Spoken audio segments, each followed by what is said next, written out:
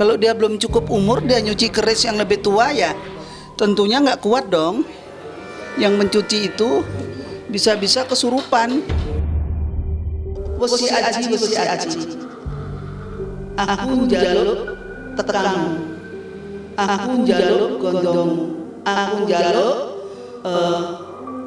wujudkan kalau kamu memang betul-betul punya yoni, berikan aku tanda-tanda itu. Lek orang bokeh tanda mengko kena benduling Allah. Jadi kalau memang dia itu ada yoni, dia bergetar. Di tangan kita itu ada getarannya.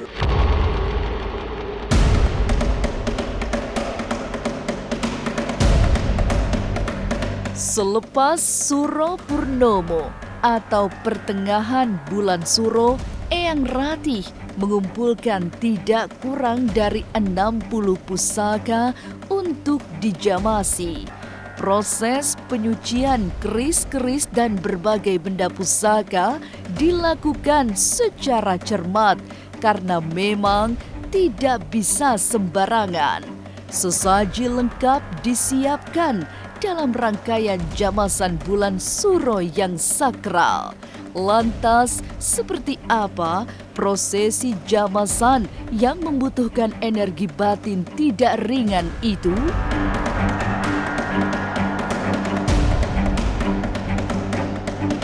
Jangan dulu berlalu, masih akan banyak keganjilan terjadi di sini. Dan jangan lupa subscribe, like, share, dan komen agar tak ada yang terasa ganjil di sekitar Anda.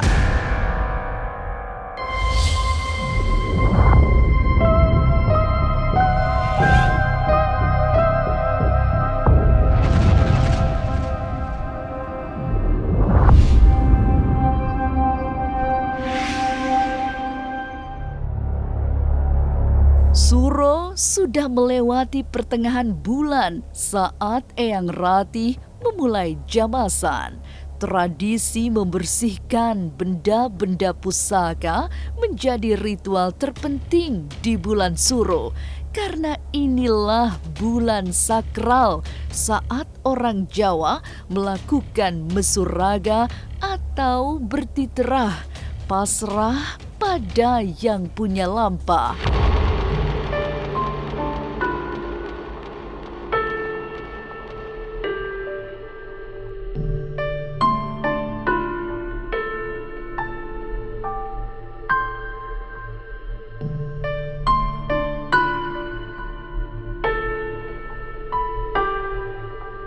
Banyaknya pusaka-pusaka ini di bulan Suro ini adalah bulan yang sakral. Menurut penanggalan Jawa, di sini ada keris-keris bermacam-macam yoninya. Dan di sini juga ada tumbak, ada keris yang sangat amat panjang ya. Di sini adalah bumbu rampe, di mana kalau kita mencuci keris itu ada air kelapa hijau, ada mengkudu, ada jeruk nipis, dan ada jeruk purut, ya. Ada kembang melati, ada polo pendem, ya. Dan di sini ada jajan pasar. Ritual Jawa yang syarat simbol dimulai dengan doa-doa, lalu dipilih hari dengan teliti, yaitu Kamis malam Jumat. Pemilihan hari itu tidak lepas dari petung atau perhitungan hari baik agar seluruh proses jamasan berjalan lancar. Sebab menghadapi banyak pusaka tua memang tidak boleh sembarangan. Ya, kepada Sang Yang Widi, kepada Tuhan Yang Maha Esa. Artinya kita memohon kepada Tuhan, kita mulai dengan Al-Fatihah 7 kali, Al-Anas 7 kali, dan Kulhu 7 kali. Monggo Pak Haji yang memimpin. Bismillahirrahmanirrahim. Bismillahirrahmanirrahim. Alhamdulillahirabbil alamin. Ar-Rahmanirrahim. ini kan Kamis malam Jumat ya. Jadi kita gabungkan aja. Kita orang Jawa kan penuh dengan falsafah. Kemis itu berapa, dari pasaran sama nepton itu digabung, bagus enggak, dari soal kerezekiannya, keselamatannya, semua itu dihitung. Jadi kita di sini menyuci benda-benda pusaka ini juga enggak gampang. Pusaka-pusaka ini dipercaya ada dari leluhur, sudah dibentuk, sudah diberikan energi. Jadi apabila orang ini kurang mumpuni, memegang pusaka pun bisa kesurupan. Setiap pusaka, terutama sebilah keris, adalah wesi aji yang dibuat dengan segala bentuk energinya. Sejak era lampau, keris dipercaya yang tidak sekedar senjata tajam, melainkan pusaka yang memiliki tuah. Itu yang membuat perlakuan terhadap keris harus hati-hati. Juga ketika hendak memandikan atau menjamasinya. Jadi energi di sini nih bertumpang tindih. Ada yang jelek, ada yang bagus, ada yang super. Leluhur kita dari zaman kerajaan Mojopahit, Singosari, Siliwangi, semua ini adalah senjata. Senjata daripada bangsa kita, yaitu keris. Tapi kalau saya mempercayain bahwa semua itu ada. Leluhur kita dulu tidak pernah menggunakan apa-apa, tapi kok bisa cuma megang ini aja kita bisa perang, bisa menang. Coba bayangkan. Pusaka dari berbagai jenis, terutama keris, dikumpulkan oleh Eyang Rati untuk dijamasi atau dimandikan di bulan Suro. Lalu sesaji apa saja yang disiapkan untuk prosesi jamasan? Jangan kemana-mana, tetap subscribe, like, share, dan komen agar tak ada yang terasa ganjil di sekitar Anda.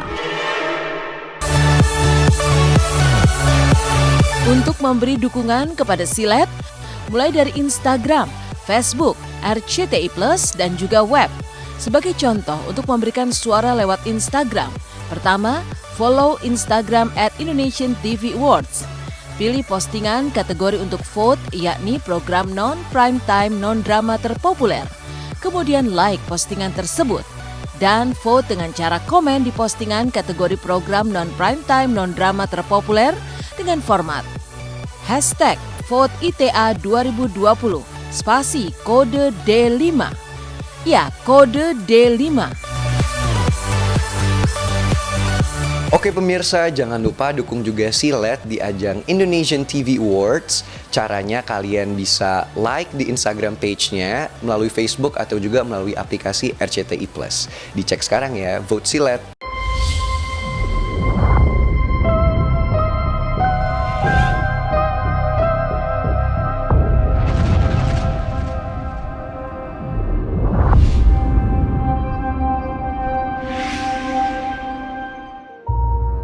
Sesaji yang disiapkan oleh Eyang Rati hari itu cukup lengkap, berupa rupa buah mulai dari mengkudu, jeruk hingga kelapa hijau tersedia.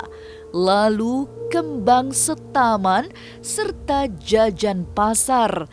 3 ember juga sudah berisi air bunga untuk setiap tahapan yang berbeda-beda.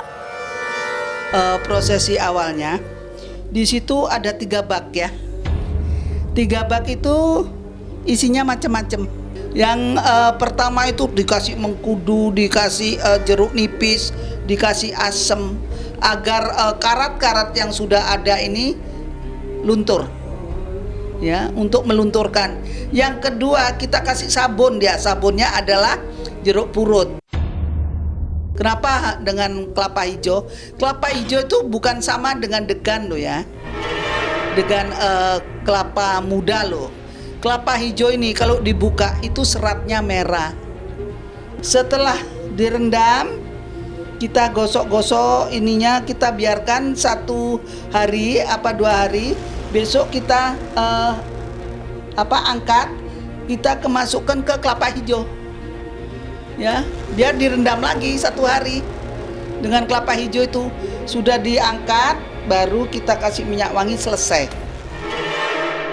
Sesaji dalam prosesi jamasan memang tidak boleh ditinggalkan jika tidak ingin terjadi hal-hal yang ganjil. Untuk 60 pusaka yang akan dijamasi, sesaji yang disiapkan juga harus lengkap. Eyang Rati mengilustrasikan bahwa sesaji-sesaji itu adalah hadiah untuk tuah keris agar tidak berontak saat dijamasi. Ini sekitar 60-an ya Mas. Ada yang begini-begini nih, ada ini pusaka ini. Ini pusaka tongkat komando ya. Terus yang lain itu di belakang itu karena tempatnya kan aku tadi bilang belum sempat kita bersihin semua. Masalahnya apa? Untuk tempat duduk kalian nanti gak ada. Ini adalah upeti daripada ini. Ayo, tak kasih ini kue kamu. Yuk. Ini ada gondo arum, ada kembang setaman. Kita baru prosesi. Secara singkat, Eyang Rati menjelaskan proses jamasan yang tidak boleh sembarangan dilakukan. Urutan-urutan memandikan pusaka juga tidak boleh salah, dimulai dari pusaka yang berusia tua. Kita mencuci ini itu tidak boleh gosoknya serut, tidak boleh. Kalau gosok keris tidak boleh. Karena apa? Yoninya hilang. Kadang-kadang ini ada serat, kadang beras muntah, ya, kadang sumur sinaba, ada istilah sodolanang, ya, macem-macem dalam keris ini namanya. Nanti mau ngelap pun harus pelan-pelan gitu, biar kinclong kelihatan gambarnya lagi. Jadi kita nggak boleh main-main terhadap keris ini. Kalau mungkin kalau keris itu yang beryoni atau yang ditempah dengan mantra-mantra, kalau kita kasar nanti pulang-pulang orang ini kesurupan. Jadi kita tayuh, kita sudahnya kita mau masukkan ke rangkanya lagi. Ini dupa kita kasih makan dulu istilahnya biar garing. Ya, kita keringkan dengan dupa seperti ini.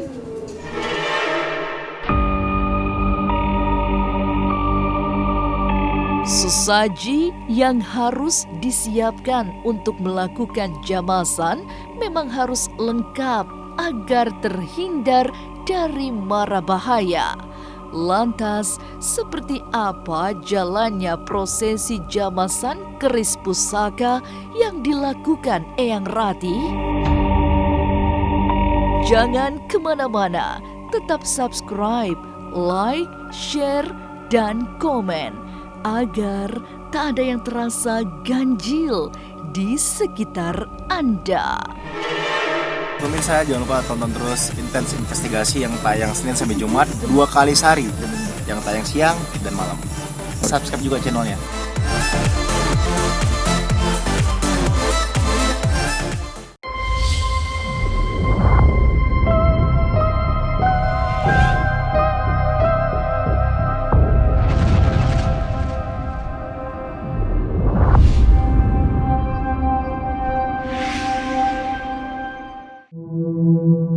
Memperlakukan pusaka dengan hati-hati sebelum dijamasi juga menjadi hal yang sangat penting dalam ritual jamasan.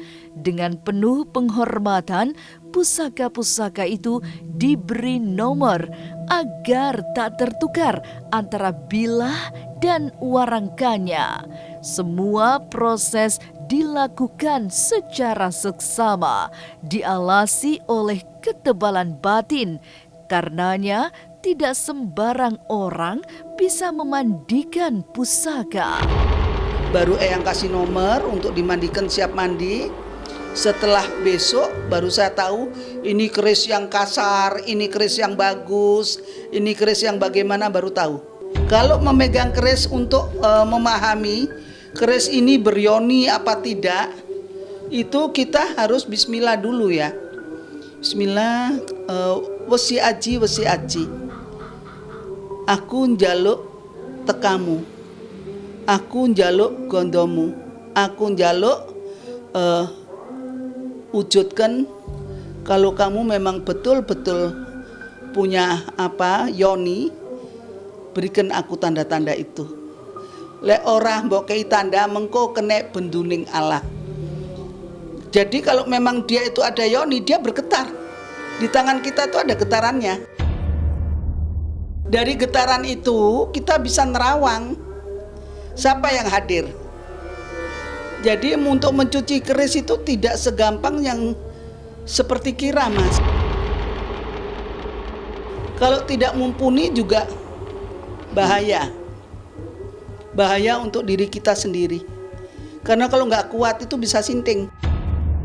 Dia diikuti dengan penghuni-penghuni ini. Tahapan berikutnya yang juga tidak boleh salah adalah menyiapkan ramuan pencucian, mulai dari mengkudu yang dilarutkan dalam air bunga hingga menyiapkan jeruk untuk mengurut bilah secara hati-hati. Emang ini apa ya? Apa diremet-remet gitu? Sari ya. Biar diambil apanya sih, Pak? Biar sarinya keluar. Sarinya keluar. Iya, dari buah pace. Jadi kalau dari kelapa sendiri diambil airnya aja ya? Ya. Seneng aja. Dari kecil Kembang ini disebutnya kembang staman. Kembang staman. dari kecil. Ada mawar, ada 7 jenis.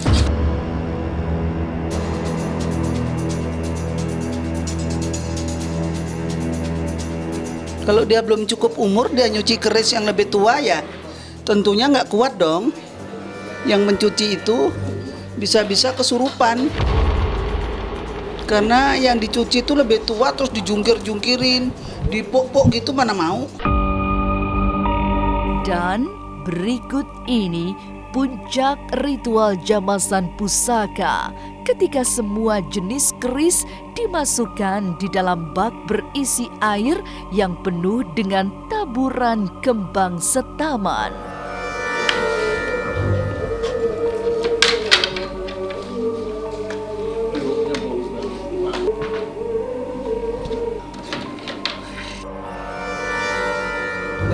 Banyak energinya. Ini pakai AC, kamu merasa kepanasan nggak? Panas. Nah, itu energi daripada ini. Jadi kita nggak bisa membantah, karena pembuatan keris pun nggak bisa sembarangan.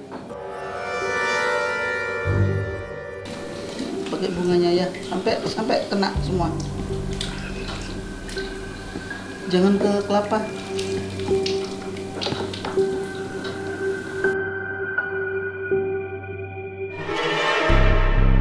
Jamasan pusaka di bulan Suro adalah ritual paling sakral sepanjang bulan yang sangat dikeramatkan oleh orang Jawa itu. Jamasan atau memandikan pusaka tidak boleh sembarangan dilakukan karena memiliki tata urutan yang rumit selain sesaji yang harus lengkap.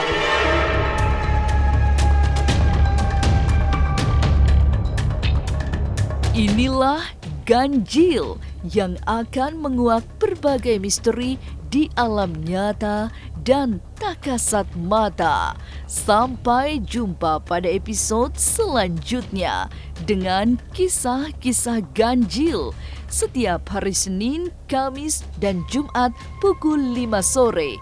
Tapi sebelumnya jangan lupa subscribe, like, share, dan komen agar tak ada yang terasa ganjil di sekitar Anda.